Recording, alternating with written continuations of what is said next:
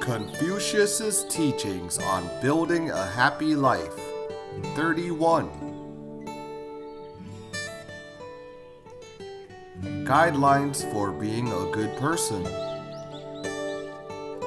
A foundation for Mahayana Buddhism practice.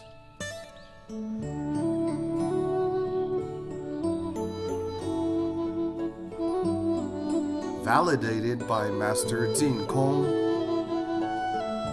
Speaker, Teacher Tsai Lixu.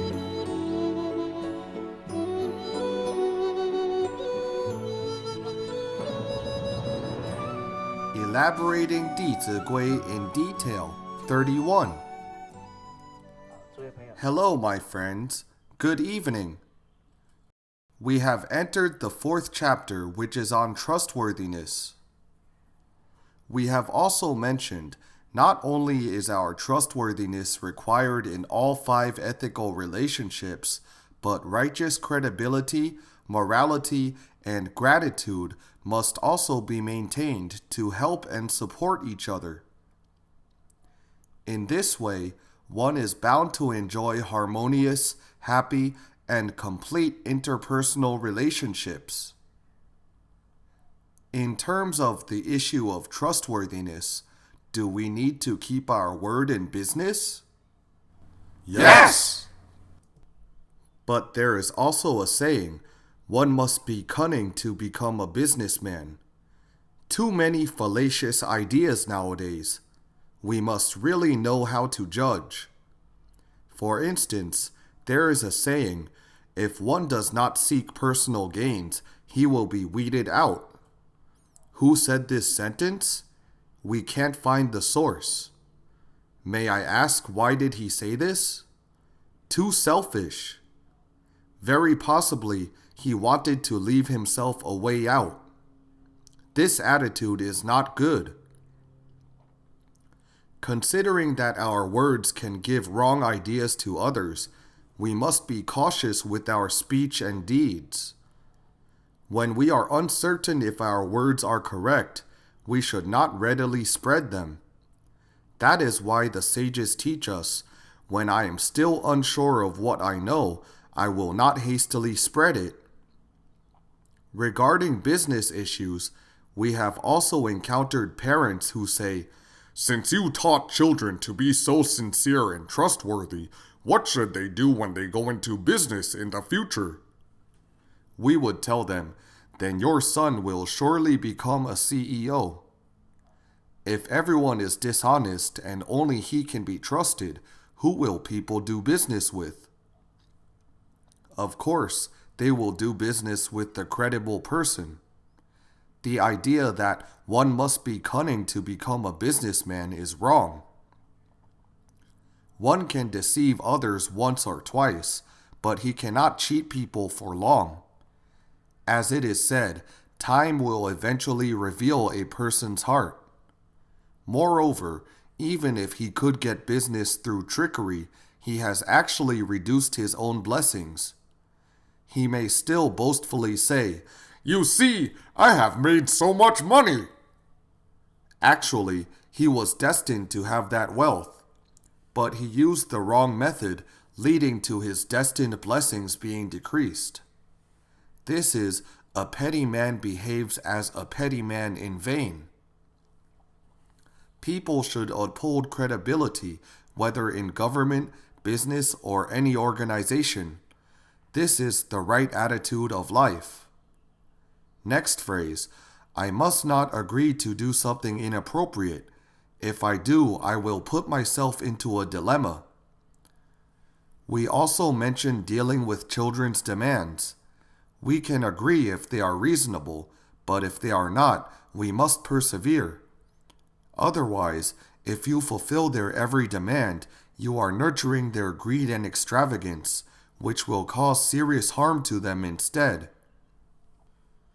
So we cannot easily agree to such requests. When we find out that children give false promises, we must guide and educate them. This morning we mentioned when children promise others, they must first consider whether they have the ability to do it. Next, they must consider whether their promises comply with the school regulations and the nation's law. We have to establish such attitudes in children since young so that they will not make promises lightly. As adults, we must not make empty promises either. For example, when someone has an emergency and seeks your help, you must first calm yourself to listen to him clearly. Sometimes when the other party is very anxious, his urgency will drive your mind into confusion. Perhaps after you have promised him, things may not be as you thought. For instance, his words are just one side of the story. The situation may not be as you expected since you did not calm yourself. Then it will be very difficult for you to deal with what you have promised. Therefore, urgent matters should be handled calmly and taken slowly. When the other party seeks your help and even wants to settle the matter with you, you must also first consider whether his ability is sufficient. Secondly, make sure your own ability is enough. You must make sure all of the conditions are right. If you casually promise him when the conditions are not right yet, you will then get stuck between doing and not doing. At that time, you will feel very embarrassed and even cause some misunderstandings. Your original intention was good, but it may be hard for you to clean up the mess in the end. Therefore, rational judgment must accompany kind intentions. So I must not agree to do something inappropriate. If I do, I will put myself into a dilemma. Let's see the next phrase. Whenever I speak, I must say it gracefully with sincerity, neither hasten nor blur. Since we have many interactions with others, shouldn't we need to learn how to talk? Yes. Have you ever learned to speak? If you have not, would you like to come up here to practice?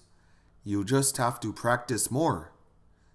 Speaking has to be trained since childhood. Nevertheless, I was not trained from childhood because I was not talented then. I have never participated in any speech competitions or reading contests. To me, I was insulated from those opportunities. However, when I was in college, I opened up my mind with regard to learning. At that time, I learned about health, which I felt is very important to a person.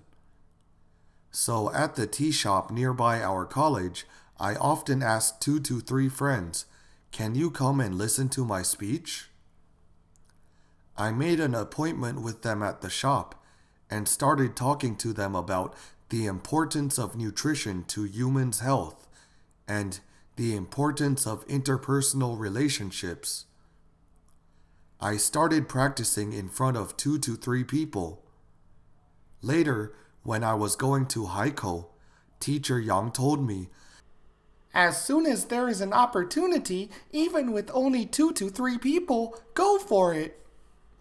I obeyed the teacher's instructions and delivered over 100 lectures, one after another at that time.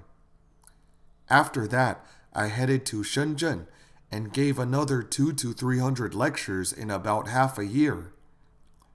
Right after that, in July, we started to conduct lectures nationwide, and I have been training myself all along like this. So when it comes to speaking, we must not be afraid of difficulty. Practice makes perfect. But it all lies in our intentions. Most importantly, our speech must be able to benefit others, or else it is better to speak less than talk too much. At the classes we hold in various places, our center's teachers often give children the opportunity to speak on stage. Other than speaking, they are also trained on their demeanor, walking with a dignified poise, standing with an upright stance, and always giving a deep bow to show reverent salute. When they go on stage, they have to first introduce themselves and then say, "Last week I did such and such filial acts for my parents." Because when each tells what he has done, everyone can then practice upon seeing the good points of others. I should strive to be as good as them. My friends, where is Dizigui? Its teachings can be applied in life at all times. Other than speaking, they are also trained on their demeanor. They first make a bow when they walk on stage, and then they will introduce themselves. "I'm so-and-so, I'm however many years old."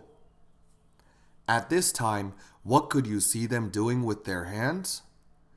Swinging back and forth, not following their will. At times, their speech was not clear. What should you do when children speak unclearly? You have to give them some leeway. Come once again. You have to give them several attempts until they can speak correctly.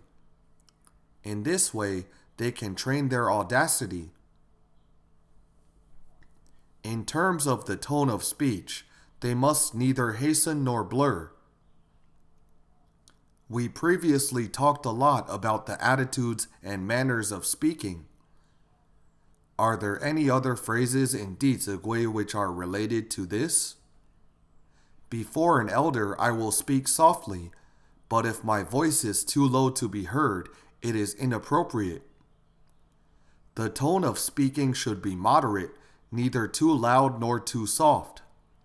Also, when answering questions, I must look at the person without averting my eyes. When we talk to people, we must look them in the eye to show our respect. You can spend some time to pay attention to and train children on these little details. They will naturally follow the standard rules of conduct after 3 to 4 weeks. There was a little girl who was quite introverted. We let all children practice their speech during the classes. A few months later, this introverted little girl won a prize in a speech contest. Her mother was elated. If your child is afraid to talk, you can first demonstrate to him and then let him practice speaking with you. He will surely enjoy doing it. When you practice together with children, they will be more convinced. Apart from letting children practice their speaking, we must always observe whether we speak too fast when we talk to others. If we do, how will others feel? They will have to strain themselves to listen. It will be dangerous if they have heart disease. Many friends say, "I already speak slow enough." Is this good or bad? We cannot use our own standard, but must use the standard acceptable by others. Honestly, what is the purpose of speaking? Of course, we speak to let people listen and not for ourselves. Let's say you are talking to your boss on the phone about some official matters, but the boss speaks too fast and you cannot listen clearly. What should you do since you have to deal with this matter? At this time, you should not directly tell him not to speak too fast if you are not very close to him. You can take a step back by repeating to him what you have heard. "So you are saying such and such?" Repeat what you have heard to him. In this way, he will immediately tell you again in case you may have indeed heard wrong. Otherwise, if you pretend to have understood but make mistakes later, the boss will not think that he speaks too fast. He surely will say, "You haven't done your job." So we must make it a habit. Regardless of who is giving us a task, we must repeat what he has said before we hang up the phone. Only then can we avoid making any mistakes. Oftentimes, the misunderstanding in one sentence will make us start over from scratch. In life, An inch of time is worth an inch of gold. We must not waste everyone's time just because of our negligence to one sentence. This is not good. We must be prudent in dealing with this matter. Next phrase. When hearing gossip here and there, I will not get involved if it does not concern me. We just mentioned the need to repeat others' instructions. We can also let children nurture this habit from a young age. By forming this habit from an early age, I believe when his teacher asks him to do something, he will say, "Teacher, is this what you mean?" I am sure these teachers and elders will be very pleased with him since he can be trusted. When hearing gossip here and there means discussing others' good and bad points. Why do people gossip like this? What is their purpose? As the saying goes, a gossiper is a troublemaker himself. People have the habit of forcing others to pick one side. Are you here with us or over there? Is there this tendency? We should not pick either side, so I will not get involved if it does not concern me. Quickly stay away from the source because a gossiper must have a purpose. Number 1, he wants to entice you. Number 2, he wants to vilify others. As long as there are rumors, a group will suffer. We are never happy to see such things happen. Therefore, what we need to do is not engage in gossip. We should go in the proper direction by being kind and accepting of others. It is very important for you to remain neutral in a group. Why? Because there must be biases on both sides. When one is too prejudiced or acts excessively, will he feel he is wrong? No. But after a while, how will he feel? He will feel he has made a mistake and wish to discuss the matter with someone. Let's say a certain supervisor does something wrong today. Some will criticize excessively while some will protect blindly. Does this ever happen? Then both sides would be locked in a bitter dispute. At this time, our neutrality is of great use. Why is that so? Does this person who protects the supervisor really love him? He is merely swayed by his emotion. The more you protect this supervisor, the more he may not see his mistakes this time. He might join you to debate with another group, and sooner or later people would lose trust in him. Your original motive for him was good, but what may happen in the end? Harmed him instead. Quite a while later, the one protecting the supervisor would also think about it. At this time, we can help him understand that being truly good to the supervisor definitely does not mean blindly protecting him. Since he has been getting along with the supervisor for some time, when you speak like this, oftentimes he may say, "You're right. There were a few times when I exhorted him, he didn't listen." We can further tell him, since you can often point out his shortcoming, he will trust you even more after he has slowly verified on his own. We should not give up exhorting our supervisor just because the first and second attempts failed. Time will eventually reveal a person's heart. He can gradually be transformed. On the other hand, when criticizing others for their faults, do not be too harsh. You must consider whether they can bear it. When others make mistakes, you should not criticize severely. You must observe how much they can tolerate. Honestly, you are not the one involved. You might also make the same mistakes when you are in his position. That is why we should handle matters with tolerance. Actually, those who blame excessively will feel weird inside too. When we have no verbal disputes, it also helps restrain them. Sometimes they may say, "Why are you so well cultivated? We should introspect ourselves. Indeed, within a group, as long as we do not evoke dispute, do not engage in emotional argument, but wholeheartedly do our duty instead, we can often offer a rectifying effect in the group. Do not underestimate anyone, including our own power. This is about when hearing gossip here and there, I will not get involved if it does not concern me. I will not get involved refers to staying away from dispute, but if there is an important company matter, we must actively get involved. We take part because we hope to get things done well. At this moment, we should talk when we need to. If we do not speak up at the proper time and only voice our opinions after the matter has failed, this is inappropriate. When a decision must be made in a meeting, simply discussing matters instead of taking it personally, we must point out the improper points.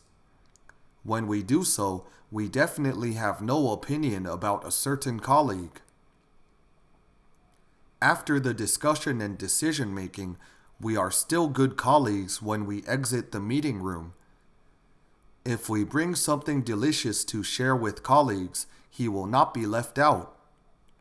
But if we feel awkward inside, we will make him feel the same. As a result, the matter will get more and more complex when it was originally fine. So we still have to remain sincere to everyone. Let us look at the next phrase. Upon seeing the good points of others, I should strive to be as good as them. Even when far behind them, I am getting closer gradually. Upon seeing others' wrongs, I must introspect right away. If I have the same faults, I will correct them. If not, I will be vigilant. Upon seeing the good points of others, I should strive to be as good as them. This means when we see others doing good, we must take the initiative to learn or even lend a helping hand. What are good deeds? We must be the judge. My friends, what can be considered good? Anything that can benefit others. This is a very good answer. Anything else?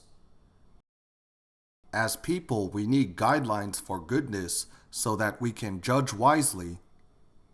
During these few days of learning, we also have a standard for goodness. What is it called? It is called Dizigui. It is the standard. That is why we can all experience that our life does not depart from its teachings. In Liao Fan's 4 lessons, there is a thorough explanation regarding how to judge goodness. We can seriously read this book when we have time. It mentions, is hitting and scolding people good? Is it? Why are you all thinking so long? If it takes half a day to think about whether it is good or bad when seeing something happen, you may still not know the answer in the end. Is hitting and scolding people good? Not necessarily. Right. So we must look at it from the root. There is goodness of true and false, right and wrong, deviated and proper, partial and full, big and small, difficult and easy, straight and crooked. There are too many. There is one very important attitude in learning, which is to be proactive without waiting for people to tell you. So we have homework when we go back, which is to carefully study the principles in Liao Fan's 4 lessons. It will be of great help to you and your family. This book has been regarded as a treasure for ruling the nation by the Emperor of Japan. So it is also very helpful to a country. I often give an analogy. Life is like a game of chess, and Liao Fan's 4 lessons is like the rulebook for playing the game well. How can we create our own destiny? The methods and theories pertaining to changing destiny and seeking fortune from inner cultivation, as well as real-life examples, are all expounded in this book.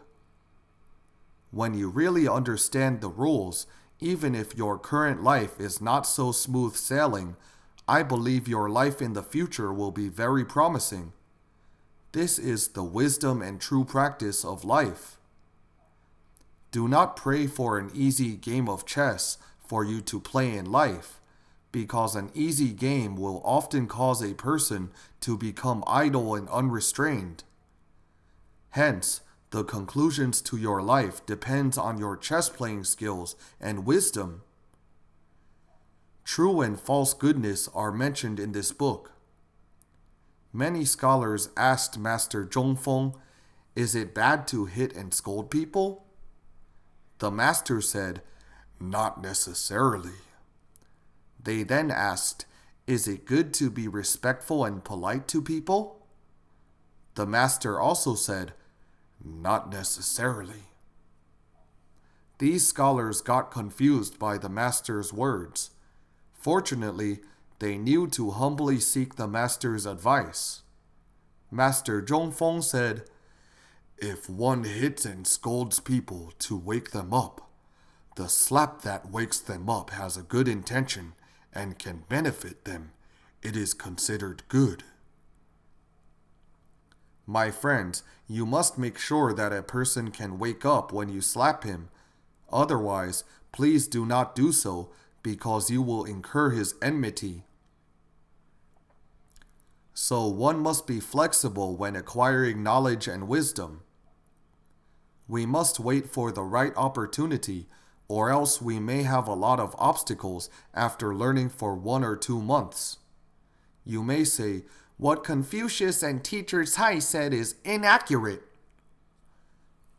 I have a very good friend. Once he was in a very bad mood because he had encountered many adverse situations. He had been seriously performing good deeds for quite a while, but still ran into many bottlenecks. During my conversation with him that day, he was full of grievance and complained for about an hour. After he had finished complaining, I gave him a blunt analysis. As a matter of fact, when we look for rewards from our good deeds, our mind is no longer pure. The blessings gained would be quite limited. I then explained to him, those consequences were caused by your previous errors and that they were slowly manifested. While I reasoned to him for about half an hour, he fell silent and lowered his head. Afterwards, he called me early the next morning and told me, "In over 30 years of life, yesterday I received the best birthday present." I felt very guilty and sorry because I scolded him painfully on his birthday. When he thanked me, I gave him my highest respect. It was truly remarkable. Faced with such severe criticism, he could still seriously examine himself right away. I believe with this attitude, he can certainly transform adverse situations into favorable ones. Later, this friend successfully passed many exams and is currently teaching very well in school. He also shared many of his studying experiences at the cram school with the subsequent students for years. Owing to his service to others, his blessings emerged very quickly. So you must make sure that your slap can wake up the other person. I understood that he trusts me completely. He knew well that I would never harm him, and I did that for his sake. Had he not awakened from my slap, I might have incurred his grudge. We have to grasp this sense of propriety. Next, the scholars also mentioned that being very polite and respectful is good.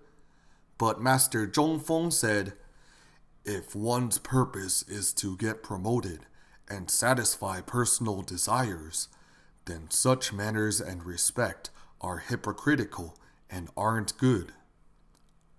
From the Master's teachings, can we understand where to judge true and false goodness? From a person's intention. No matter how polite he is, that politeness is still an evil if he has one selfish thought.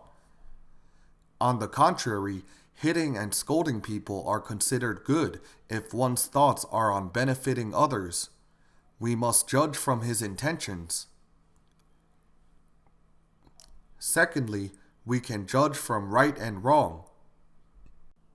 During Confucius's time, Confucius had two students named Zigong and Zilu. Zigong was a successful businessman, so he often went to other countries to do business.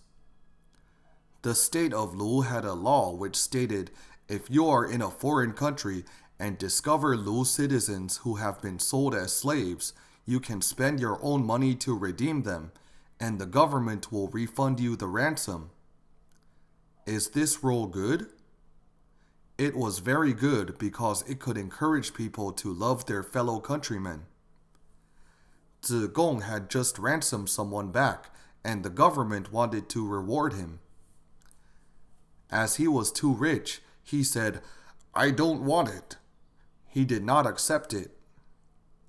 When this news spread and people came to know about it, they regarded Zigong as a man of great integrity because he did not even want the money. But when Confucius learned this, he told Zigong, "Your deed was inappropriate." Why was Confucius's opinion different from that of ordinary people? The master analyzed the matter to Zigong. The majority of the Lu people are poor, and the rich are very few. If you don't take the money today after ransoming people, then other poor people who see their compatriots in other countries may think, "Zigong didn't accept the ransom. If I take it, I will appear morally inferior. But if I don't take it, I may worry about my own life." So when they want to save people, they will have concerns and hesitations. If 1 out of 100 people hesitate and don't ransom someone when they can, that person will be at fault because that slave may have a family with children and a wife. Thus, Confucius said to Zigong, "What you have done will have negative effects in the future. Some people may not be able to return to their own country because of this." On another occasion, Zilu happened to be walking on the road one day when he encountered a person who had fallen into water and was about to drown. Zilu was very righteous. He immediately jumped into the water to rescue him. This person had nearly drowned, so he was very thankful to Zilu. He was so happy that he gave his cow to Zilu. He said, "This cow is for you." Zilu was elated and took the cow home. Most people would think that Zigong was morally superior for declining the ransom, while Zilu seemed to be morally inferior for taking the cow. But Confucius said to Zilu, "What you did is right. In the future, undaunted by danger, more people will try to save others when they see people in trouble. They will realize that good deeds beget good rewards." So the saints would think about an issue from a broader view instead of just one point. That is why we must also consider the future impact to determine whether a matter is good or bad. We should not do things which seem to be good now, but will bring much harm in the future. On the other hand, we must do things which many people may disagree with at the time, but will benefit a lot of people in the future.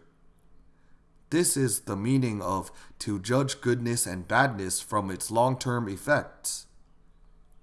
There are also deviated and proper types of goodness. At one time, there was a prime minister named Lü Wenyi who had resigned and returned to his hometown. His reputation throughout the country was exceptionally good, and he was well respected by the people. On the way back to his hometown, he encountered a drunkard lying in the middle of the road. His retinue immediately wanted to chase away the drunkard, but Lü Wenyi was very kind. He said, "Let's just go around. No need to stoop to his level." Before long, they learned that this drunkard had been sentenced to death. When Lü Wenyi heard this news, he recalled that it was wrong to give way to the drunkard back then. He knew that the prime minister was coming, and he even dared to block the minister. Wasn't he recklessly bold? Yes. What would he say to others since the prime minister had to take a detour? "Look, even the prime minister had to give way to me." He would become unbridled and increasingly rampant. Consequently, he later committed a crime resulting in the death penalty. So Lü Wenyi realized, had this drunkard been sent to a local official for punishment earlier, he might have been forewarned and not have committed such a grave offense today. It was proper for him to have kind intentions, but the result was bad due to his condemnation to this drunkard. Such a situation is called proper intentions with deviated results. In another case, there was a drought and the whole region was short of rice and other grains. Many people started to rob landlords for food. The landlords reported it to the government, but no action was taken. Afraid that all of their food would be robbed, these landlords organized their servants and had them armed with sticks. They went to punish the robbers. As a result, they were scared and dared not create trouble again. The landlords had been thinking of their own rice and grains, but had put a stop to future chaos from the robbers as a result. This is called deviated intentions with proper results. Their original intention was not to help society, but in the end, their actions affected everyone. This is why there are proper and deviated types of goodness. There are also partial and full types of goodness. We have mentioned these goodness in class previously. It is about a lady who donated 2 cents, and an abbot personally helped her repent. After she entered the palace and became affluent, she donated a few thousand taels, but the abbot only sent his disciple to help her transfer merits. Since the 2 cents were given wholeheartedly, the goodness was full. The later donation was only a small fraction of her wealth, and her heart was not as respectful as the first time. So this was considered partial goodness. I once heard a report about an old farmer couple who donated all their life savings to buy an ambulance to save people. This old couple had performed full goodness because it was done out of utter sincerity. Goodness can also be big or small. Once, a scholar of the Song dynasty, Wei Zhongda, while sleeping, was taken by the underworld spirits to see King Yama. King Yama said, "Now, please take out all the records of his good and evil deeds and weigh them to see which one is heavier and which one is lighter." When Wei Zhongda's evil deed records were brought out, they could almost fill a house, whereas his goodness was as small as a chopstick. Surprised, he then asked King Yama, "How could there be so much evil when I am not even 40 yet?" He himself was very surprised. King Yama said to him, "So long as you give rise to evil thoughts, they will be recorded in the netherworld. Even though you may not have committed evil, you still had evil thoughts. That is why there are so many scrolls." I believe after Wei Zhongda heard this, he should have been extra cautious with his own thoughts afterwards. However, the little good record was heavier than so many evil records when it was weighed. Astonished, he asked, "What exactly is in that scroll?" They opened it and took a look. It turned out that the emperor had planned to embark on a large-scale construction at one time. When the monarch undertook such projects, what would happen to the people? They would suffer severe hardship, manpower and treasury would be drained. Many families would be scattered, wrenched apart even, because the husband would often be away from home, making it difficult to maintain a family. After hearing this, Wei Zhongda said, "The emperor didn't accept my suggestion at that time. How could it still be considered good?" King Yama then said to him, "This one thought of yours was for the sake of tens of thousands of people, so this goodness is huge." Hence, the size of goodness depends mainly on one's intention. Only when we learn how to judge goodness can we practice, upon seeing the good points of others, I should strive to be as good as them. Even when I am far behind them, I am getting closer gradually. The book Liao Fan's 4 Lessons also summarized goodness into 10 practices. The first one is to bear a loving and respectful mind. How should we implement this? Who must we love and respect first? Our parents! You see, we can practice this by applying the teachings in Dizigui. The second one is respecting elders. We honor our parents at home and respect our supervisors at work. In the school, we should respect the school principal and administrators. Likewise, we have to respect the leaders of our government. We must never criticize them wantonly, as this is disrespectful. So this is respecting elders. Next is helping others to do good deeds. In fact, this can be practiced at your fingertips. Let's say you happen to be at the school gate and see a parent picking up trash. You can do it with him right away. This is helping others to do good deeds. The fourth one is exhorting others to do good deeds. How do we do this? I once heard this sentence when I was in college and thought it really made sense. In the adult world, people will not listen to what you say, but will look at what you do. Since adults are more stubborn, they will not be convinced by what you say.